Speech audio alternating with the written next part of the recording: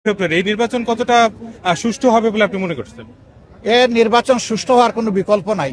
কারণ জাতি পথ হারিয়েছে পরপর অনেকগুলা নির্বাচন, 3টা না 4টা নির্বাচনে পথ হারিয়েছে। এখন জাতিকে পথে উঠতে হবে। এটাই হচ্ছে গণতন্ত্রের রোডম্যাপ। আমরা আশাবাদী যে কোনো মূল্যের বিনিময়ে এই নির্বাচনকে সুষ্ঠু করতে হবে এবং আমরা প্রতিজ্ঞাবদ্ধ। নির্বাচন কমিশনকে বলবো তারা যেন নিরপেক্ষভাবে শুধু তাদের দায়িত্বটা পালন করে, সময় মতো যেন তারা সাড়া দেয়, যেখানেই অনিয়ম সেখানে যেন ব্যবস্থা নেয়, তাহলে ইনশাল্লাহ নির্বাচন নিরপেক্ষ হবে, আমরা আশাবাদী। আর নির্বাচনের পর জাতীয় সরকার করার একটি প্রস্তাব জামায়াতে ছিল, সেটা বিএনপি চেয়ারপারসন তারেক রহমান বলেছেন যে এ ধরনের কোনো সরকার তিনি গঠন করবেন না। এই বিষয়ে আপনার কি প্রতিক্রিয়া? আমরা আমাদের অবস্থানেই আছি, আমরা বলতেই থাকবো জাতির সাথে স্বার্থে যেটা আমরা সঠিক মনে করি।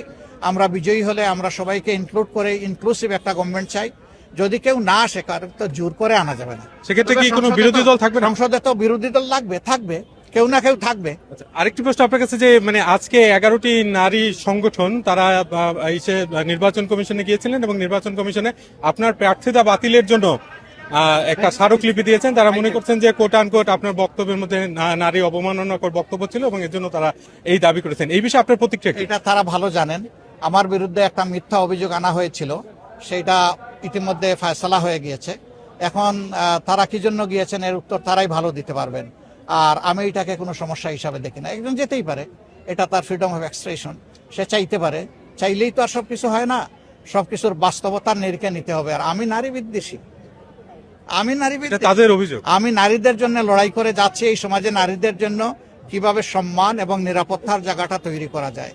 আমাকে নারী বিদ্বেষী বললে এটা তাদের জন্যই দুঃখজনক হবে, আমার জন্য না। আর আরেকটি বিষয় নিয়ে আন্তর্জাতিক অঙ্গনে বেশ আলোচনা হয় এবং অনেক জায়গা থেকে বলা হচ্ছে যে জামায়াত, এনসিপি, আপনাদের যে জোট, এই জোট যদি ক্ষমতায় যায় তাহলে কি ইসলামী শরিয়া আইন চালু করা হবে কিনা বাংলাদেশে? আমরা এগুলো পরিষ্কার করে বলে দিয়েছি, এখন নতুন করে আর বলার কিছু নেই। তো আমরা ইনশাআল্লাহ এই দেশে আমরা একটা সুশাসন চাচ্ছি। আমরা এই দেশকে দুর্নীতিমুক্ত করতে চাই। এই দেশের মধ্যে আমরা কোনো চাঁদাবাজ, দখলবাজ আমরা রাখবো না। এগুলা ক্লিন হয়ে গেলে আমাদের দেশের মানুষ অর্ধেক শান্তি পেয়ে যাবে, আর বাকিটা ইনশাআল্লাহ আইন প্রয়োগের মাধ্যমে নিশ্চিত হয়ে যাবে।